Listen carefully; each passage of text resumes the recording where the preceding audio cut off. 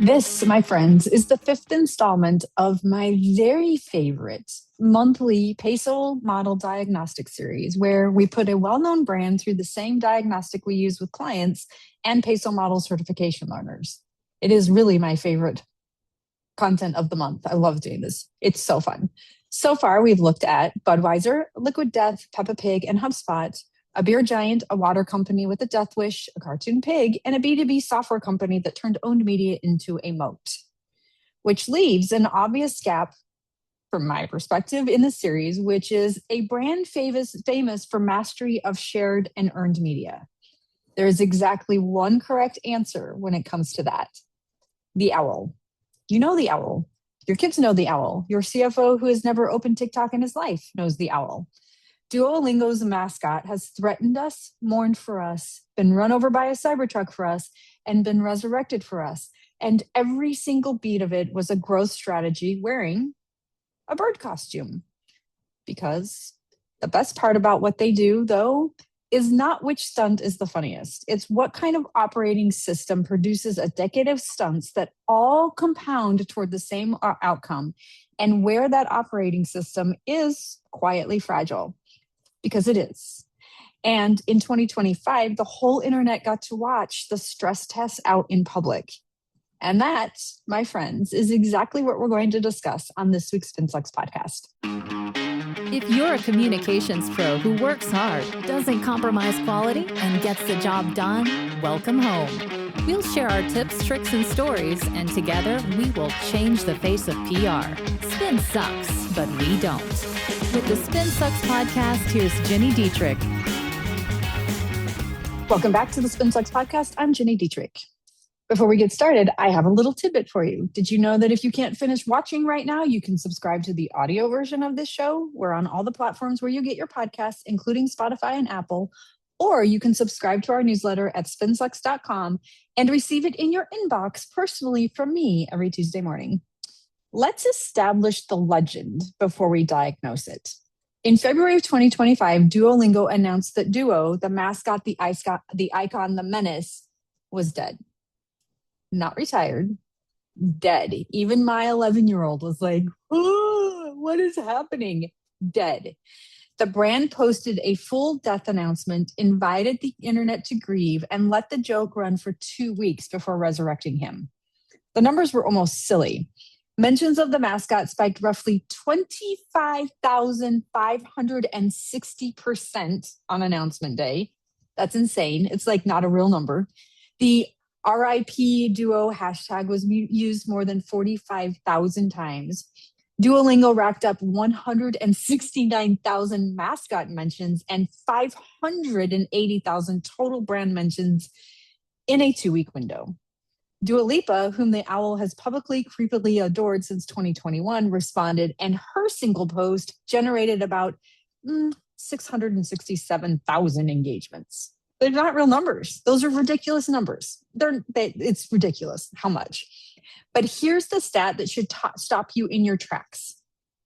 The campaign generated a bigger and longer lasting spike in social conversation than the Super Bowl commercials that aired the same week. Brands paid roughly $8 million for 30 seconds of attention. Duolingo out-earned them with a fake funeral. And the death stunt was not a one-off. It was the compounding payoff of years of deliberately unhinged character work on TikTok, where the social team built Duo into a genuine internet celebrity with storylines, feuds, and parasocial relationships most entertainment franchises would kill for.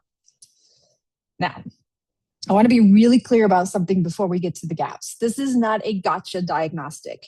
What Duolingo built is legitimately hard. I mean, who gets hundreds of thousands of views and engagement and brand mentions like that? No one, absolutely no one. It is really, really challenging. And almost every brand that tries to copy it fails because they copied the output, the chaos, instead of the system, the character. Duo isn't random. He has a consistent personality, a consistent motivation, do your lesson or else, and a consistent relationship to the product. Every joke reinforces the streak mechanic. Every threat is a retention notification with feathers. That's not unhinged. That's ruthlessly disciplined creative that looks unhinged. And the business results back it up. Even after the roughest year of its brand life, Duolingo reported 22% daily active user growth in Q2 of 2025. That's an acceleration from the previous quarter on top of a year where revenue crossed the $1 billion run rate. Insane. So yes, credit where credit is due. Now, let's look under the hood. Run Duolingo through the 4 media types plus integration and measurement, and the imbalance shows up fast. Shared media is the best in the world, full stop. I don't even think Wendy's beats them. It is the best in the world. The mascot is the franchise. The social team has the real creative authority, more on why that matters in a second, and the content that compounds. Every stunt builds on the lore of the last one. This is stage 5 shared media on the PESO model maturity ladder, and I don't say that very often. It's really hard to achieve that. But shared media is borrowed land. The audience lives on TikTok's algorithm, Instagram's algorithm, and X's algorithm.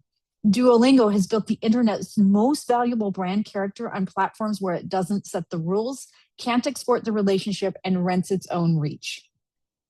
The earned media is also excellent, but it's almost entirely derivative of the shared media. Duolingo earns an avalanche of coverage, and nearly all of it is around the stunts. The death campaign alone generated weeks of media coverage. That's real earned media, but it's personality coverage, not authority coverage. Reporters call Duolingo when an owl dies. They don't reliably turn to Duolingo when they need the definitive source on language learning, educational technology, or how people actually acquire new skills. For a company that's sitting on more language learning data than possibly any other institution in human history, that's a very strange place to be. The gap is in their owned media assets. They do have a blog. They have an annual language trends report and the app's own notification channel, which is, let's be honest, the most feared owned media channel in America. But relative to the, you get the alerts, you know, it's feared.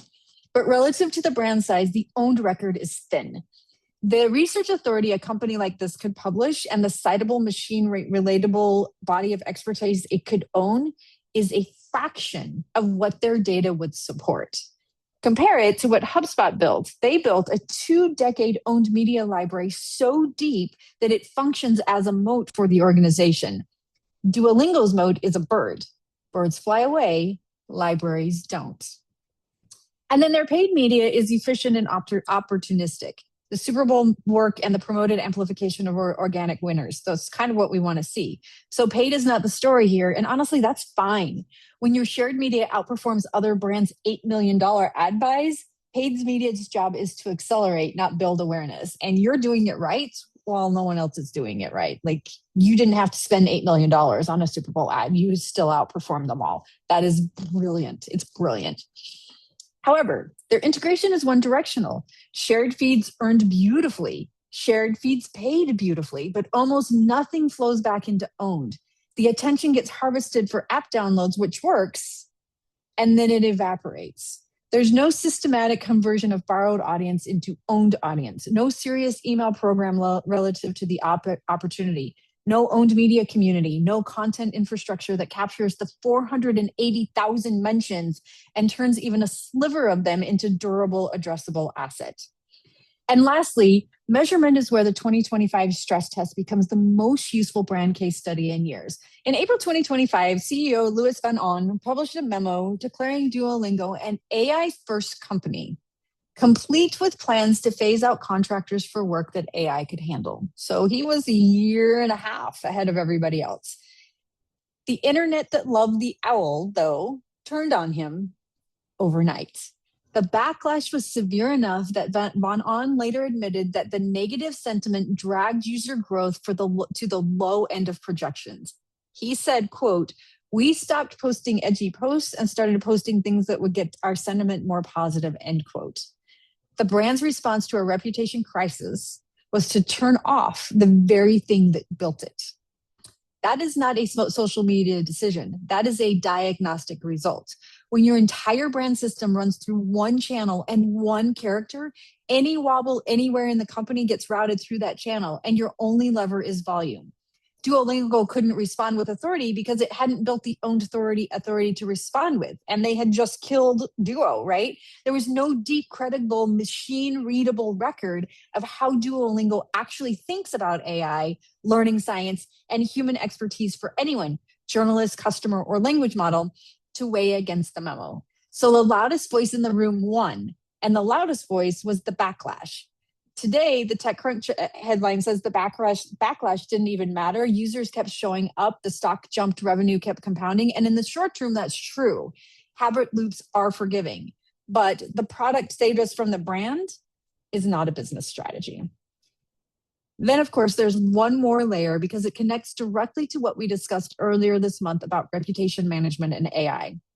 Ask an AI assistant about language learning apps, and Duolingo does surface. Of course it does. But look at why it surfaces. The models aren't citing the owl's TikTok comments. Shared media, the brand's crown jewel, is nearly invisible to AI answer engines. What gets cited is the machine-readable record, news coverage, app store reviews, structured owned content, and research that other credible sources corroborate, which means the thing that Duolingo is best at contributes the least to how machines describe it. And the thing it has underbuilt owned media authority is precisely what engineering visibility in an AI-mediated world requires. During the AI-first backlash, the gap had teeth. The most prominent recent content about Duolingo's relationship with AI was the backlash itself. When the record is thin, the machines, just like journalists, work with what's available. Your funniest channel and your most citable channel are not the same channel. So there are 3 PESO model optimizations sitting in plain sight when we look at it like this. And let me just preface this by saying I'm not internal. I don't know everything that's happening. I am a customer. My kid is a customer. Like, we do use the app, but I'm not inside. I don't know everything. So I am Monday morning quarterbacking a little bit. All right. So with that said, number 1, convert the borrowed audience into an owned one. Duolingo does not need more attention. It needs a pipe. Every viral moment should have a systemic path to an owned relationship, email, community, or content subscriptions, so the next algorithm change or the next crisis doesn't leave the brand negotiating with a platform for access to its own fans. Number 2, publish the authority that the data already supports. And this is a big one, and I hope somebody there is listening, because you're sitting on something so valuable. The language trends report is a good start, but it should be 20 times bigger. Duolingo sits on generational data about how humans learn, Gen Alpha all the way through baby boomers. A serious research publishing program would earn the authority coverage that stunts can't give. It will give the brand a credible voice in the AI and education conversation, not just in the stunt conversation, and in the one it fumbled last year. And it will build the citable record that AI engines actually use. And number 3, deconcentrate the personality. Duo should not be the only load-bearing character. The 2025 wobble showed us what happens when one channel carries the whole reputation. Building executive voice, expert voices, and owned editorial personality alongside the mascot isn't hedging. It's how you make sure the brand can still speak when the owl needs to sit one out. You are not Duolingo, statistically speaking, but if your team is chasing unhinged social right now, and I know some of you are because your CEO forwarded you a Duo video with the subject line, "Why aren't we doing this?" The diagnostic lesson is one that travels. Duolingo's virality works because it rests on a disciplined character system. And Duolingo's fragility stems from the fact that the system was never balanced by owned media authority. Copy the discipline, not the chaos, and build the library like HubSpot while the bird is still flying. You can have both. You should have both. Doesn't necessarily need to be unhinged, but you should have something on social that helps to build the brand. The wrong conversation is not, how do we go viral? The right conversation is, what does our operating system do with the attention once we have it? If you would like to learn more about how to diagnose your own campaign through the PESO model lens, join us in the SpinSucks community. It's a great place to get advice, brainstorm ideas, and build real relationships with your peers. You can find us at spinsucks.com/community. That's spinsucks.com/community. And make sure you follow us on TikTok, LinkedIn, and Instagram. We're posting tips, how-tos, cheat sheets, and more every week. I'll see you next week. Bye.